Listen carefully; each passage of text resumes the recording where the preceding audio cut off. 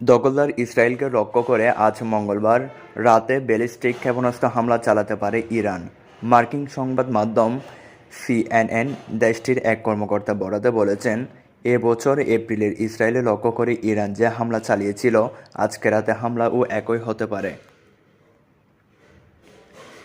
এপ্রিলে ইসরায়েলকে লক্ষ্য করে ৩০০টি ক্ষেপণাস্ত্র এবং ড্রোন ছুড়েছিল তেহরান। তবে যুক্তরাষ্ট্র ও কয়েকটি আরব দেশের সহযোগিতায় বেশিরভাগ ক্ষেপণাস্ত্র আটকে দেওয়ার দাবি করেছিল ইসরায়েল, যদিও ইরান পাল্টা দাবিতে জানিয়েছিল তারা তাদের নির্ধারিত লক্ষ্য অর্জন করেছিল।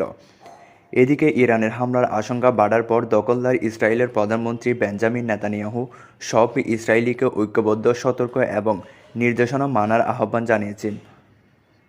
এ ব্যাপারে এক বিবৃতিতে তিনি বলেছিল, আপনাদের আমি দুইটি জিনিস করতে বলছি। প্রথম, ফ্রন্টলাইন কমান্ডের নির্দেশনায় কঠোরভাবে মেনে চলুন, এটি জীবন রক্ষা করবে, এবং দ্বিতীয়টি, ঐক্যবদ্ধ থাকুন। ইসরায়েলি প্রতিরক্ষা বাহিনী আইডিএফ মুখপাত্র রিয়াল অ্যাডমিরাল ড্যানিয়েল হ্যাগারি সাধারণ ইসরায়েলিদের প্রতি একই আহ্বান জানিয়েছেন। এছাড়া তেল আবিব, জেরুজালেম সহ বিভিন্ন জায়গায় সাধারণ মানুষের জড়ো হওয়ার নির্দিষ্ট সংখ্যা বেঁধে দিয়েছেন। মার্কিন সংবাদ মাধ্যম অ্যাক্সিওস হোয়াইট হাউসের এক কর্মকর্তার বরাতে সর্বপ্রথম ইরানের সম্ভাব্য হামলার তথ্য জানায়। এরপর দ্রুত এই খবর ছড়িয়ে পড়ে। এরপরই দখলদার ইসরায়েলের ইরানের হামলা ঠেকাতে প্রস্তুতি শুরু করে।